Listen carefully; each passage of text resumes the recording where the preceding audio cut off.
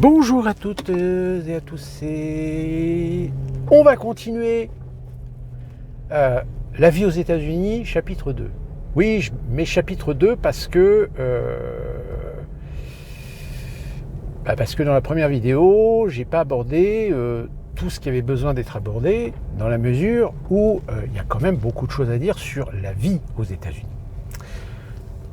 Alors, souvenez-vous, je vous ai parlé de cet aspect de la société américaine où, à partir des années 50, il y a eu ce phénomène d'isolationnisme, c'est-à-dire que on a essayé tout simplement d'enfermer la population américaine sur son propre pays. Avantage, c'est que enfermer un peuple sur son propre pays, ça permet de le pousser à consommer.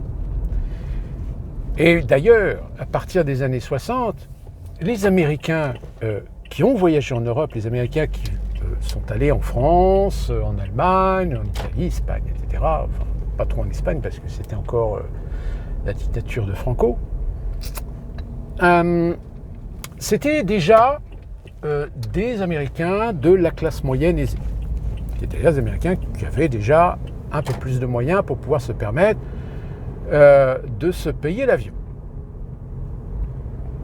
Même si dans la mesure où, comme je vous l'avais expliqué, les Américains, avant les années 70, avant le choc pétrolier, vont souvent utiliser l'avion qui va excessivement se démocratiser et voire même faire disparaître les 2/3 des grandes lignes ferroviaires aux États-Unis. C'est-à-dire qu'aujourd'hui, vous avez un système ferroviaire qui est complètement archaïque pour un pays tel que les États-Unis.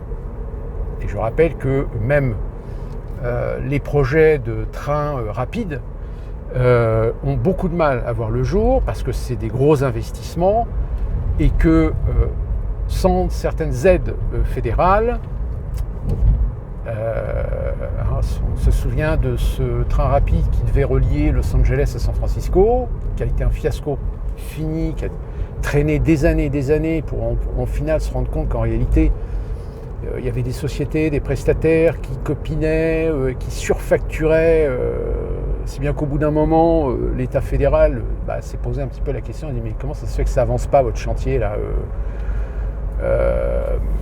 en plus oui les problèmes sismiques, etc. Enfin, donc du coup ça finit par capoter. Mais là, il y a des projets. Alors, encore une fois, le problème de l'ultralibéralisme, c'est que des sociétés vont se mettre, une sorte d'exclusivité sur une ligne. Par exemple, vous avez une compagnie qui a présenté un projet pour relier Philadelphie, New York et Boston.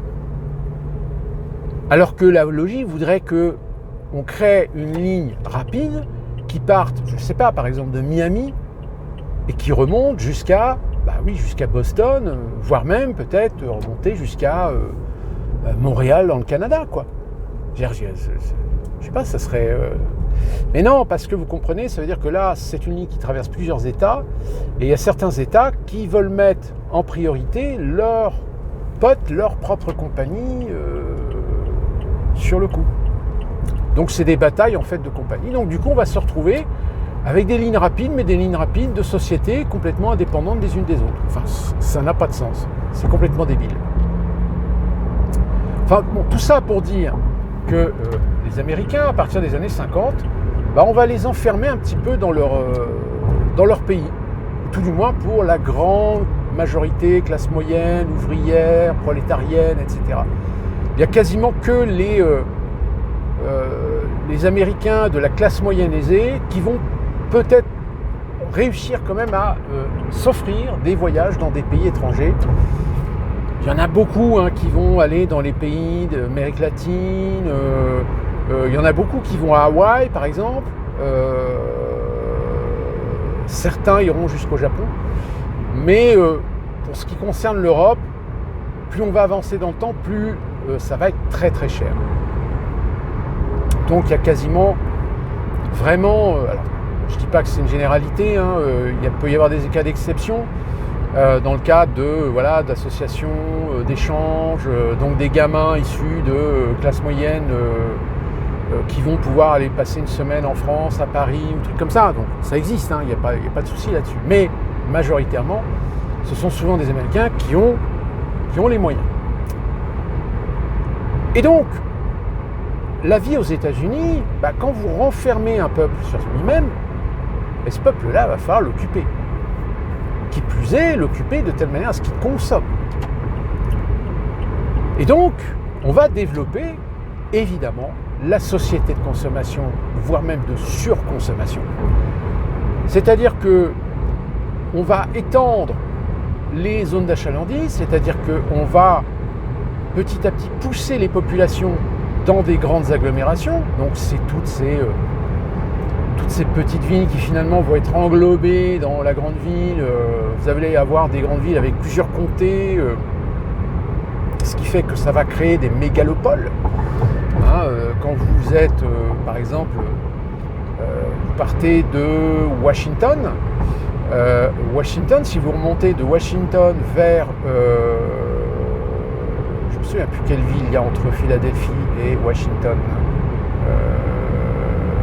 enfin bref, quand vous remontez Washington jusqu'à Boston, c'est quasiment que de la ville, que de l'urbain. C'est-à-dire que ça n'en finit pas. En revanche, alors pour divertir le peuple, évidemment, le sport, donc football américain, baseball, basketball, qui sont les 3 sports sur lesquels il y a énormément d'argent, parce que le sport, c'est un loisir, c'est un divertissement. Le divertissement, soit par la télévision, vous avez des tonnes de chaînes qui vous retransmettent tous les sports possibles et imaginables. On a même Fox Sport, je crois que c'est Fox Sport qui rediffuse, par exemple, qui diffuse en direct le Tour de France, par exemple.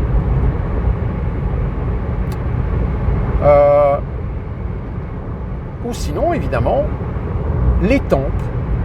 Alors les temples du football américain, les temples du baseball, etc. Alors moi j'y ai fait quelques petits tours sur des matchs.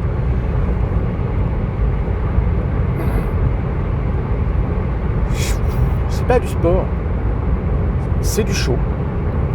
C'est du show à l'américaine. C'est-à-dire qu'en fait on essaie de faire venir plein de gens pour assister à un match, mais en réalité il y a toute l'économie parallèle, c'est-à-dire les restaurants, les boui-boui, les boissons, les souvenirs, les t-shirts, les machins, tout le merchandising, etc. Et vas-y, ça y va. Qui plus est, autour du stade, c'est pour ça que les stades en général, ils essaient de les construire pas loin des centres-villes. Alors il y a des fois où d'autres, il y a des stades qui sont construits un peu plus loin, mais tout autour, vous allez avoir des centres commerciaux qui vont s'installer, etc. Parce que ça ramène du monde, évidemment. Donc c'est un business. C'est un énorme business qui brasse des millions de dollars, voire peut-être des milliards de dollars. Et c'est pour ça d'ailleurs que souvent les stades aujourd'hui sont des stades qui sont achetés ou qui ont des concessions sur des entreprises. Par exemple, nous ici à Charlotte, le stade s'appelle Bank of America. Comme vous avez, par exemple, à Paris en France, vous aviez le Palais Omnisport de Bercy. Maintenant, ce n'est plus le Palais Omnisport de Bercy, puisque c'est Accor Hotel, je crois. Accor Hotel Multisport ou un truc comme ça, je crois. Donc voilà, c'est de l'image. C'est de l'image, c'est de la promotion, c'est des investissements, c'est du business. Alors après, qu'est-ce qui reste ? Il reste le fait d'avoir poussé justement les populations hors des centres-villes. Alors, en dehors des villes telles que New York, Washington, Chicago, Los Angeles, et encore, le centre-ville de Los Angeles, c'est un peu en décrépitude aussi. Quasiment toutes les villes n'ont quasiment plus de centre-ville. Voilà, si vous avez, alors c'est des restos, des galeries d'art ou des boutiques de luxe, etc. Mais il n'y a pas de truc, il n'y a pas d'activité commerciale populaire. Parce que même les restos dans les centres-villes, c'est pas des restos abordables, quoi. C'est minimum 20$ le menu. Tu vois, Mais par contre, on a poussé les populations vers les extérieurs, où là, évidemment, on a construit des temples de la consommation, des grands centres commerciaux.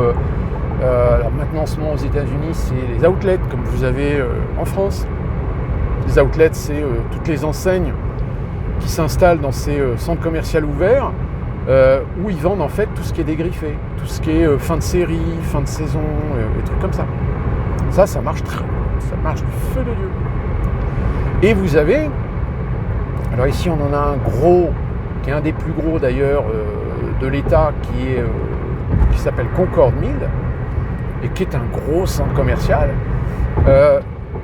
Alors dans les années 60-70, c'était l'endroit où quasiment tu passais ta journée. Tu passais ton samedi ou ton dimanche après-midi. Parce qu'il y avait tout. Il y avait de quoi te vêtir, de quoi bouffer, il y avait des restos, il y avait des salles de jeux, il y avait vous savez, des salles de jeux vidéo, des arcades, des cinémas, évidemment. Donc la famille déboulait à midi, bouffait, puis faisait un peu de shopping, passait la fin de l'après-midi au cinéma et rentrait chez eux. Et ça, c'est le modèle de divertissement qui est toujours actif aujourd'hui. Bon, à ceci près que malheureusement la diversité commerciale a laissé place à l'activité de loisirs, c'est-à-dire que vous avez quasiment plus de restos, de salles de jeux, de cinéma que de boutiques particulières, de boutiques indépendantes, artisanales, etc. C'est quasiment que des chaînes. Donc on retrouve ce que vous avez aussi en France, c'est H&M, alors ici on a aussi Aéropostale, il y a Old Navy, plus les grandes enseignes de grands magasins, même si les grandes enseignes de grands magasins aujourd'hui tentent à disparaître parce que leur modèle économique aujourd'hui souffre énormément de la concurrence de l'internet. Alors c'est Macy's, c'est JC Penney, c'est Target, c'est je ne sais plus quelle autre enseigne, les Apple Store, etc. C'est même pire, c'est que vous avez maintenant des centres commerciaux où, je vous donne l'exemple ici, près de Charlotte, il y a South Lake, il y a North Lake, et vous avez Southgate, qui sont deux centres commerciaux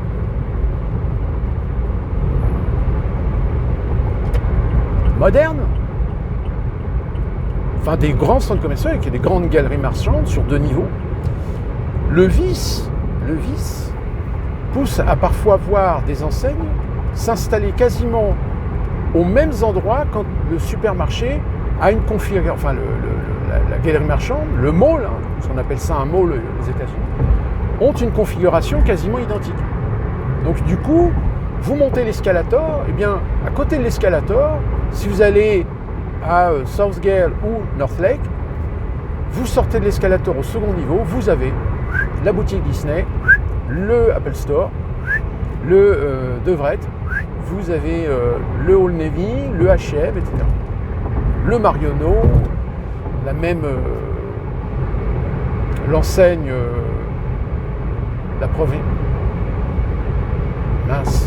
provinciale, la Provence, je ne sais plus. Vous savez, cette enseigne de produits, du sud de la France, je ne sais plus si ça s'appelle la provençale ou quelque chose comme ça, je ne sais plus. Donc du coup, aujourd'hui, quand vous allez dans un mall, vous les avez tous faits, parce que vous retrouvez quasiment à 90% les mêmes enseignes d'un mall à un autre. Alors que dans les années 80, vous regardez dans les films, vous avez des magasins aussi divers et variés, qui sont des magasins indépendants, artisanaux ou des trucs comme ça. Mais aujourd'hui, non. Les artisans, vous les retrouvez dans les festivals, par contre. Quand vous avez le festival de la pomme, vous avez le festival de la fraise, vous avez le festival de la bière, vous avez le festival de certaines villes, mais pareil, donc vous allez dans ces festivals-là, vous retrouvez toujours les mêmes. C'est-à-dire que c'est 80% de food truck, donc vous retrouvez les mêmes food trucks que vous avez vu le week-end précédent dans une autre ville qui faisait le festival de printemps, par exemple, un truc comme ça. Alors évidemment, vous trouvez des boutiques autour de la thématique du festival, quand même. Mais moi, une fois, je suis allé dans un festival de la bière. En fait, il y avait 2 food trucks qui vendaient en effet de la bière, mais c'est tout. Le reste, ils avaient strictement rien à voir avec la bière. C'est-à-dire que ça vendait des vêtements artisanaux, des savons, des bougies, des masques, des bibelots, des babioles, des trucs comme ça, mais qui n'ont strictement rien à voir avec la thématique de la bière. Donc le problème, c'est que les festivals, quand vous en avez fait un, vous les avez tous faits. Alors après, pour le divertissement, vous avez, là par contre, vous avez des shows. Alors, par exemple, nous ici, on a, au mois de septembre, on a le show, le Air Show de Monroe, alors qui est un Air Show qui est pas mal, hein, mais qui est un meeting aérien, en fait, comme vous avez en France. Sauf que vous avez la possibilité de faire 2-3 vols. Par exemple, il y a pour 150 $, vous pouvez vous faire un petit tour d'hélicoptère, vous savez, les hélicoptères du Vietnam, un truc comme ça, 150 $ quand même. Mais à la limite, si vous êtes un passionné, c'est une expérience comme une autre. Hein. Moi je dis ça vaut les 150 $ à la limite.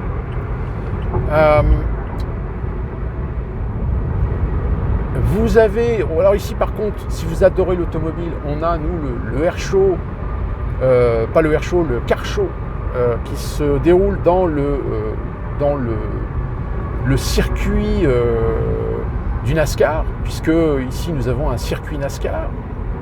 Alors NASCAR, hein, pour ceux qui ne savent pas, c'est ces bagnoles qui roulent très très vite dans un anneau, voilà, qui tournent en rond.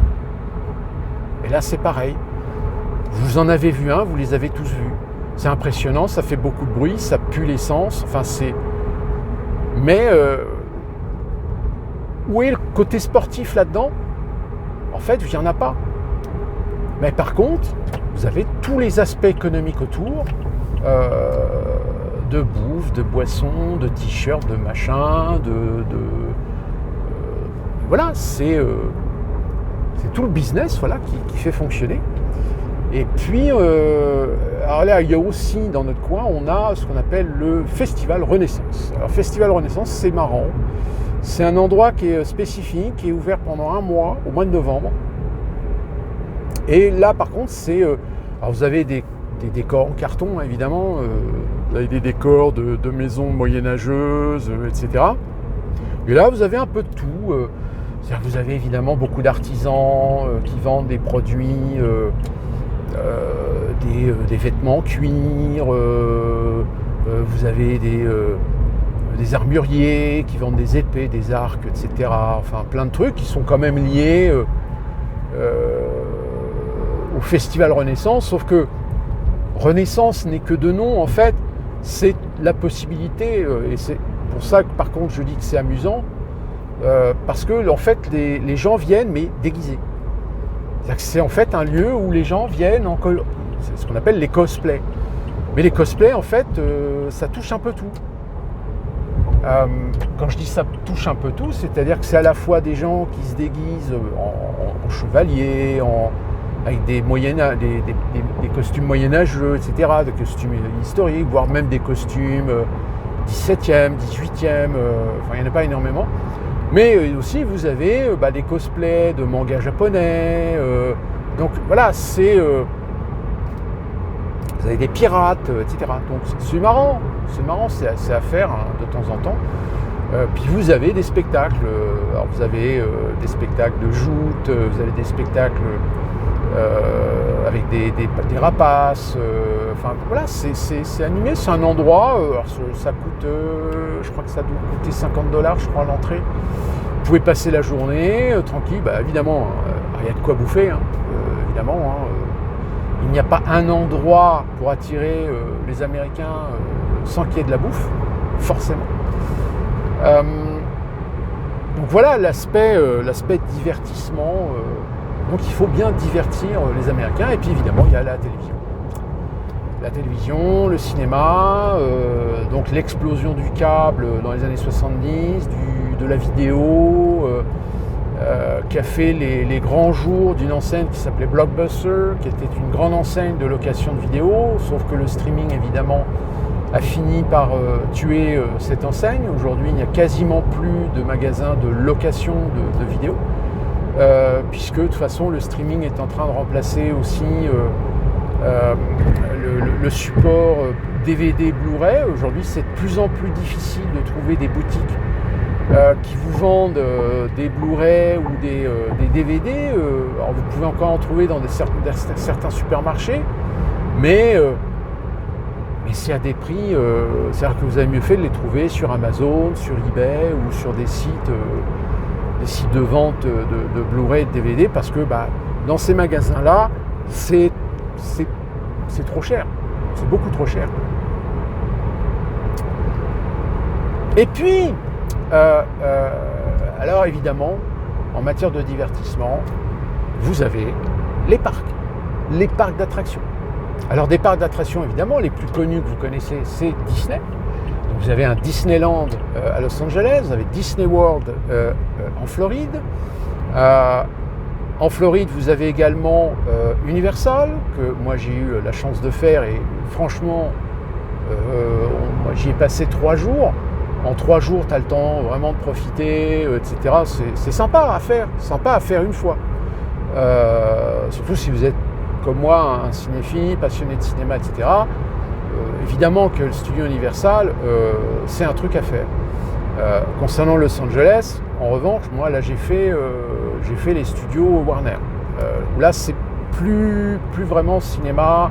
Vous visitez les studios, vous avez maintenant, moi à l'époque ils avaient regroupé ça dans un hangar, mais maintenant ils ont construit un bâtiment où là tout est mis en scène, tout est, etc. Vous avez toutes les collections de tous les films Warner, que ce soit Harry Potter, que ce soit les Batman de Nolan, les Batman de Tim Burton, pardon, etc. Donc voilà, quand vous êtes cinéphile, c'est super à faire. Moi j'ai eu la chance de visiter par exemple le décor de Friends. Je me suis installé sur le sofa du fameux bar, du Coffee, je ne sais plus le nom d'ailleurs de cet endroit.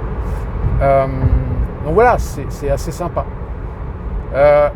Et vous avez des parcs d'attractions. Alors ici par exemple on a le Carowing. Alors, Carowing c'est, alors vous avez quelques attractions, mais c'est essentiellement des grands huit, des manèges ou des centres aquatiques, etc. On a pas très loin, à peu près 2 heures de route, dans le Tennessee, on a Pigeon Forge, qui est le parc d'attractions qui a été créé et fondé par Dolly Parton, pour ceux qui connaissent.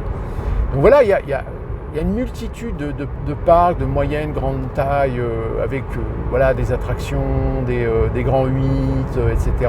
Même sur la côte, vous en avez un certain nombre.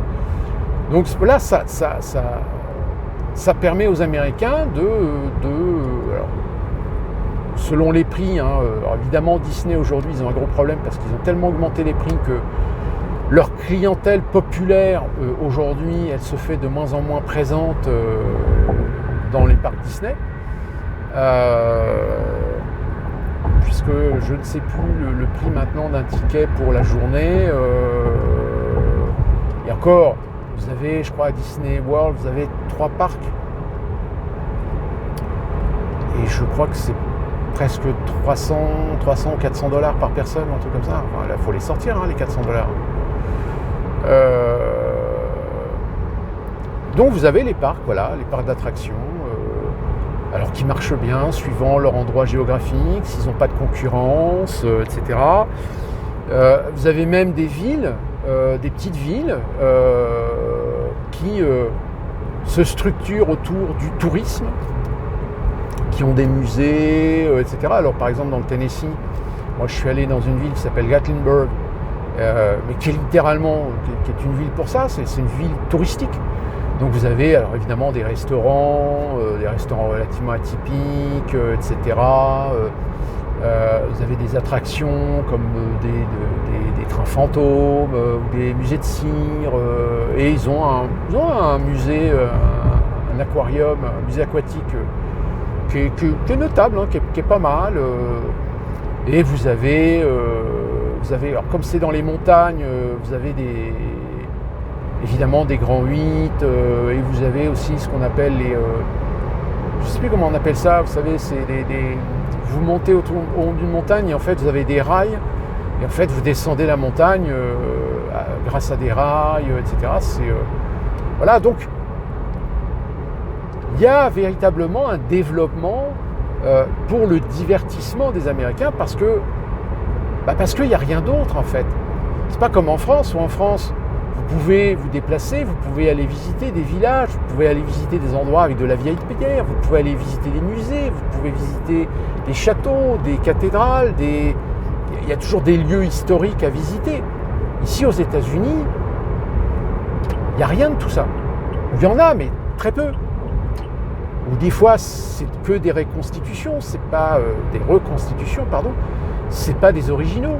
Alors en dehors, évidemment, des grandes villes comme New York, Washington, où il y a en effet des lieux qui ont une certaine notoriété historique, etc. Mais nous, ici, en Caroline du Nord, à la rigueur, il y a Fayetteville, qui est une petite ville qui a gardé un petit cachet ancien dans les vieux quartiers, etc. Vous avez aussi la Nouvelle-Orléans, par exemple, avec le quartier français. Mais sinon, après, il faut aller dans l'ouest, où vous avez des lieux archéologiques sur des populations natives, précolombiennes, pour ce qui concerne certains États du sud des États-Unis, comme par exemple le Nouveau-Mexique. Et puis vous avez les parcs. Alors là, par contre, les parcs, pour essayer de pousser les Américains à vivre un petit peu en respect de la nature, là, des parcs, ouais, vous en avez plein, vous en avez partout. Et en plus, vous en avez partout, plutôt bien organisés, propres, bien gérés, avec des lois et des réglementations. C'est-à-dire que tu jettes ton mégot par terre, c'est tout de suite 500 boules. Tu te fais choper. Donc, voilà. Alors il y a des grands parcs, hein, les plus connus, par exemple vous avez Yellowstone, hein, qui est un parc qui attire énormément d'Américains par exemple. Donc c'est pour ça que en matière de divertissement, en matière de visite, etc., il y a ce qu'il faut. Mais le problème, c'est les distances. C'est-à-dire que là, par exemple, si vous habitez en Normandie, vous pouvez aller à Disneyland. Vous en avez 1 heure, 1 heure et demie de route, c'est pas loin. Suivant si vous êtes à 1 heure ou 2 heures de route de la frontière espagnole, italienne, suisse, allemande, Belgique, c'est des jolis petits trips à faire parce que ça vous permet de sortir un petit peu et de côtoyer un petit peu la culture de vos voisins, de nos voisins européens. Vous pouvez prendre à Paris l'Eurostar et vous arrivez à Londres. Moi j'ai des amis qui ont fait un petit trip européen, ils sont allés à Londres, et quand ils ont découvert, je leur avais dit, je dis mais vous avez l'Eurostar, à la limite en une journée vous pouvez aller à Paris, passer l'après-midi. Bon, évidemment vous y allez très tôt le matin, mais vous pouvez passer la journée à Paris et puis vous rentrez sur le train de 4 heures ou 5 heures, et puis vous rentrez à Londres le soir. Et finalement, c'est ce qu'ils ont fait. Ils ont pu aller, ils ont pu voir les Champs-Élysées, l'Étoile, le Sacré-Cœur, la Tour Eiffel. Enfin, ils n'ont pas visité les lieux parce que, évidemment, c'est trop long. Mais voilà, ils étaient contents, ils étaient heureux d'avoir pu avoir cette opportunité. Nous, ici aux États-Unis, on n'a pas ça. Si moi, par exemple, demain, j'ai envie d'aller à New York, c'est une journée de route. D'office, donc tu grilles une journée de route. Voilà, t'en as pour entre 10 et 12 heures, ça dépend par où tu passes. Et puis attention, à New York, Manhattan, c'est hyper cher. Même les Airbnb, maintenant, moi je connais des gens qui sont allés à Manhattan, enfin à New York, en général, ils ont été prendre des Airbnb soit du côté du New Jersey, soit du côté de Brooklyn ou dans le Queen, mais pas dans Manhattan. C'est hors de prix. C'est hors de prix. Donc vous imaginez les Américains, classe moyenne, etc. Non, c'est pas possible. Et c'est pour ça que malheureusement, le prix de l'essence, l'inflation qui a eu lieu il y a 2 ou 3 ans, a poussé les Américains à plutôt faire des économies pour faire le déplacement pour aller voir la famille qui parfois se trouve à l'autre bout du pays, plus particulièrement pour Thanksgiving. Thanksgiving, c'est un peu comme les Chinois pour le Nouvel An chinois où tout le monde va rendre visite dans la famille, dans la province, etc. Donc c'est pour ça que tous les organismes de transport, surtout les avions, parce que là il n'y a que l'avion à la limite qui peut être intéressant. Le train, c'est même pas la peine, vous abandonnez parce que oui, vous avez le Amtrak, le fameux Amtrak. Sauf que par exemple, un Amtrak, je peux prendre un Amtrak moi ici pour monter à New York, mais il y en a pour une journée, voire même une journée et demie. Parce que le Amtrak, il roule qu'à 90 km/h. Il roule pas vite. Pour traverser les États-Unis en Amtrak, je crois qu'il faut 4 jours, 3 ou 4 jours. Parce que le truc, il roule qu'à 90 km/h. Il peut avoir des petites pointes à 100, 110, 120, ouais, mais le réseau ferroviaire, il y a certains endroits, il est tellement en mauvais état que, de toute façon, pour ceux qui suivent ma chaîne, vous savez, je vous en avais parlé quand il y a eu un gros accident, je ne sais plus dans quelle ville, etc. Enfin voilà, c'est... Et puis il y a la bouffe. Bon, là... Alors j'entends bien, les gens en France, les burgers, les hamburgers, etc. Ouais, c'est génial et tout. Le Tex-Mex. Mais vous avez vite fait le tour. Même ici, quand vous essayez de trouver un petit peu de diversité, si vous essayez de trouver du chinois, de l'italien, même du grec, il n'y a rien, quoi. Il n'y a rien. Ou alors oui, il y a des enseignes qui existent, mais c'est américanisé. Tous ceux qui font des pizzas, c'est des pizzas américaines, c'est pas des pizzas italiennes. Donc tout est américanisé. Donc du coup, alors des fois de temps en temps, vous pouvez trouver en effet des restaurants où c'est bon, mais c'est cher. Sinon le reste, quand c'est un peu bon marché, etc. Voilà. C'est tout ce qui est McDonald's, Wendy's, Bojangles, Popeye,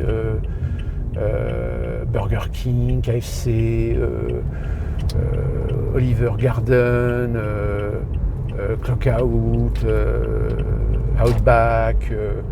Et encore là, je vous donne vraiment les chaînes, même les Waffle House, les High-Up qui sont HI.